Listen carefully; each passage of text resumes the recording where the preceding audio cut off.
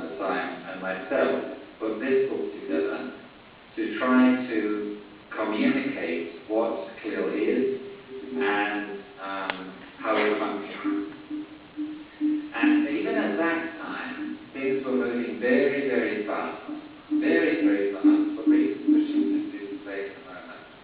So even in 2010, when I was writing in 2012, it seemed like far more than 2 or 3 years back when we put together this book. Because things are moving now very, very fast. And if you go to the next slide, listen.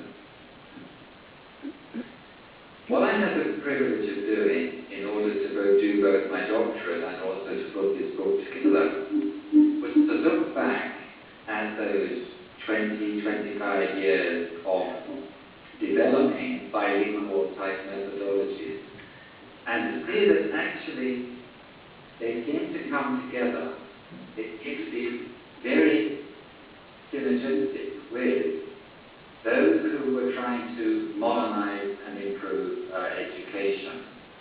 And when we look at good CLIL practice, it's quite extraordinary now to see how close it is to the quality methodologies and quality educational approaches which we see in geography, in math, in physics, in chemistry, and also in language teaching.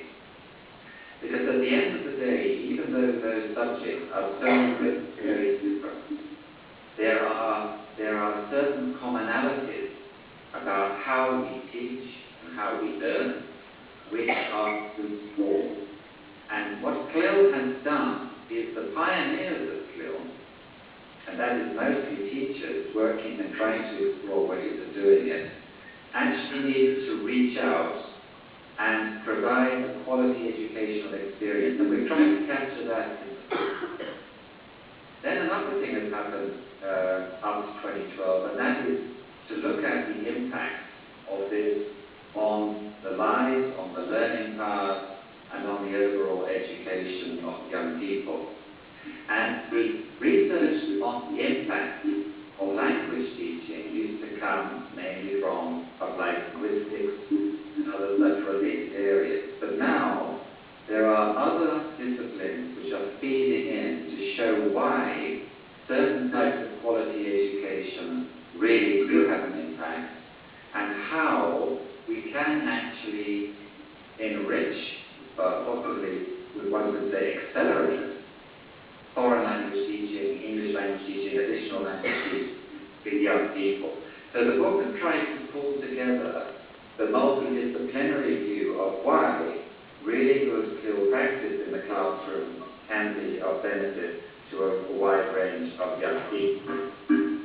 Then thirdly, it comes to the young people. And the internet generation, which we're now finding, we go back, I think he's trying to keep me up, I'm speaking too slowly, sorry. The internet generation, which we now have been facing in the classroom for some time, do seem to have preferred learning styles and learning approaches. And when again we look at good CLIL practice, it seems to be particularly suitable for them. So, in the book, what we're saying is this. Actually, some 20 years ago, CLIL was being promoted, it was being introduced, but in fact, people did not really know where they were going with it. They believed intuitively, they saw, they felt that it was good to introduce CLIL into schools. But now, all these years later, we're able to show why, from more objective, from more research-based, scientific point of view, as to why that is happening. And then if we go to the next slide, Victor, that's basically why we put this, why I put this book together in close cooperation with friends in Spain, and also with many of those people that I've had the privilege to work with over the years, some of whom may well be sitting there today. And if that's the case, thank you for your contribution to this story, which is the story really of many people's work. And I have simply acted as a secretary, if you like, to try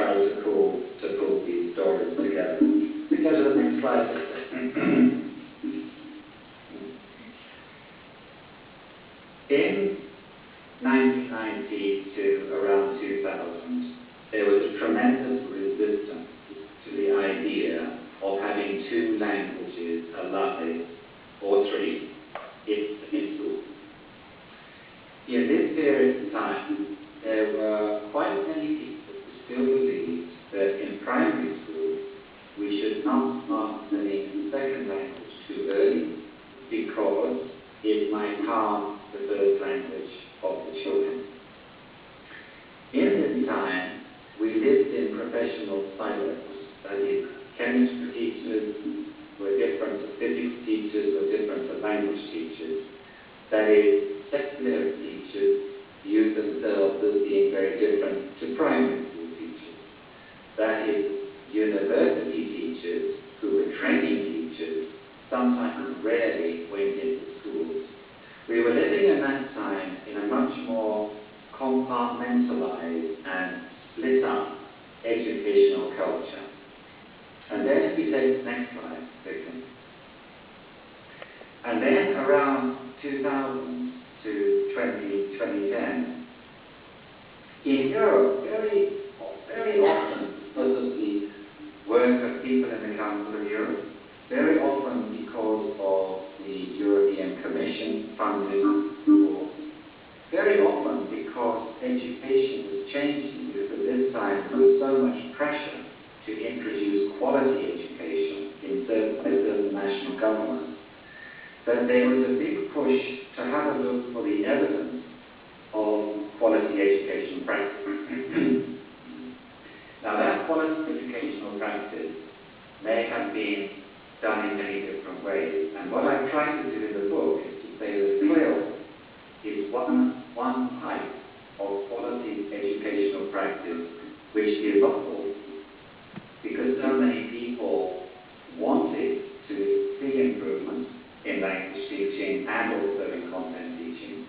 And so many people realized that this split up, compartmentalized culture in our schools was no longer valid. And so this was a very exciting time where research was supporting the experts, the people, the teachers, in understanding how to do this even better. And now, if we take the next slide, we find that actually it is not only highly relevant for teaching children in this age, but it also appears to be very effective. Now this morning, I actually spent 3 hours talking to people in a Middle East country about how to develop a wonderful dual language curriculum where the children would be basically bilingual by the age of 16 or 17 years. Why? Because right across the world, English is spreading like a virus. It might be a good virus, it may not be a good virus in some way, but it's spreading like a virus, and it may well be replaced by other languages in the future, but at the moment it is quite clear that in order to develop young people and make them competent for working life, they very often need to have one mother tongue plus some competence in another language. So the whole issue of introducing schools where you don't just teach through one language and have one language as a subject is fading into the past. The idea of integrating the two languages together in a dual language environment, as we're seeing across Spain, and as we're seeing across other countries which are dynamically trying to re-articulate how they do their work, we're finding CLIL to be highly relevant and effective. I think we go to the next slide, please. What I was doing last year was working for a government as an advisor, and my job was to explore how can you quickly innovate or transform an educational system. So the educational system is basically broken because it kills so many young people. How long does it take, and how can you do it?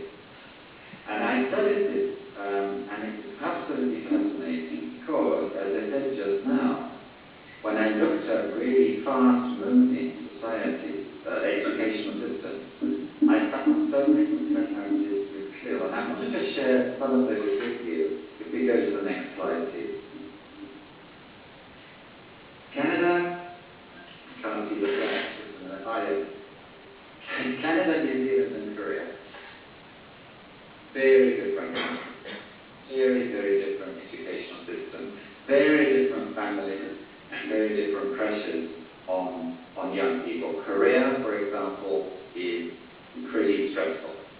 Children have to compete against each other. Parents are extremely focused on exam results, and they don't really want their teachers to step out of line and let them teach their children what to do. Canada in Alberta had a very poor system with very bad results, and it managed to transform itself within a very short period of time. New Zealand had been good, then became poor, and then became good again. Now, I've got six things that happen in these systems, another three, and I want to just reflect on those in terms of skill.